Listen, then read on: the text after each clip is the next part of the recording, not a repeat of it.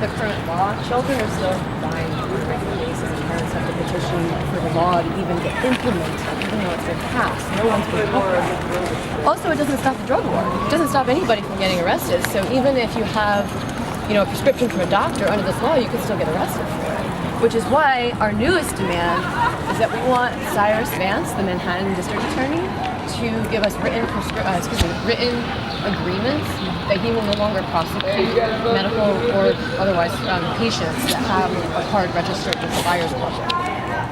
So we're working towards creating a Buyers Club.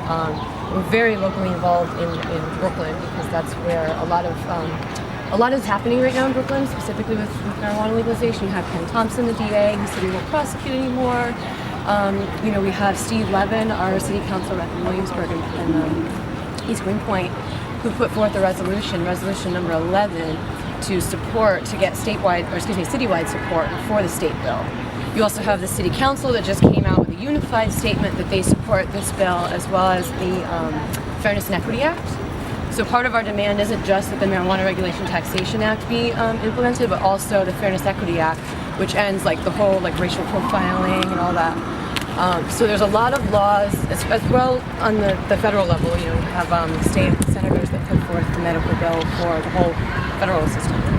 So there's a lot happening right now in New York. So this is a really, really big time. As far as your group collaborating with other groups Normal and how often does that happen?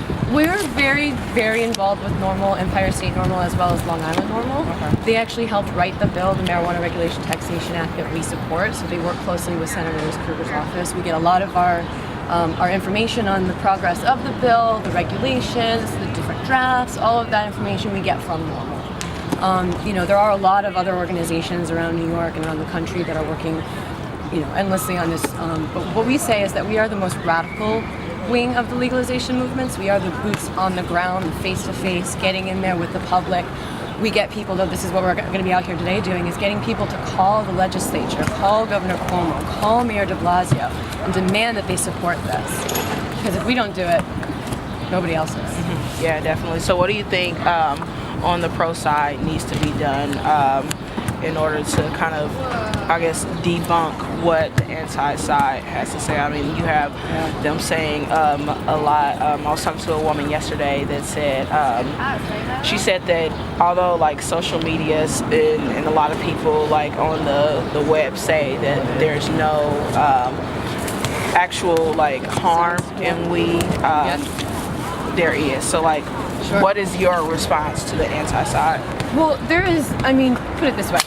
Marijuana, I shouldn't even use that word because it's a racist slur for marijuana. Cannabis has existed on this planet for far longer than probably even man for all. It's been a part of human history for over 5,000 years.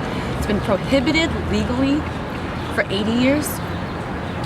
In that 80 years, so much damage has been done to the public image of this plant.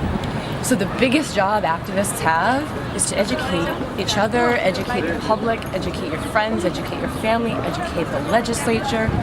A lot of times we unfortunately have to teach, the city council and the representatives that we have, how much power they actually have to get stuff done. Massive overhaul in public education is needed, not just about marijuana, but just the drug war at large and all these illegal drugs compared to, everything that's in your medicine cabinet, let alone sugar, alcohol, caffeine, the list goes on and on. As far as people who are against it, we're not really interested in having conversations with people who are against marijuana legalization because we're so far past that argument at this point. We're not trying to convince you that it should be legal because it should be legal. This is an understanding that so many people have that the legislatures are not listening to the people.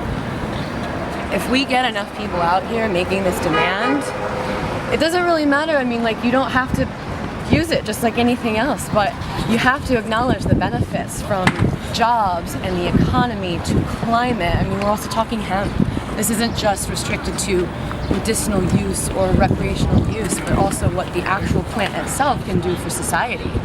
We're talking about a healthier, happier society through preventative medicine for the people and, the deforestation problems. It just goes on and on and on. Mm-hmm. The naysayers continue being naysayers, but I think that public opinion has turned so much that like it's just going to be a matter of time before people start seeing the truth, and we have to work really hard to get that truth out there, which is why people in the media. You say you support medical marijuana, you can only do that by supporting recreational marijuana. Yes. Because the thing is that, first of all, mental health care is always stigmatized. And anxiety, depression, gender dysphoria, body dysmorphia, these are all things that we can help with. And these are often serious disorders that are debilitating, ruin people's lives. Like for me, I almost killed myself if it wasn't for weed, because weed actually cured my body dysmorphia that was caused by gender dysphoria.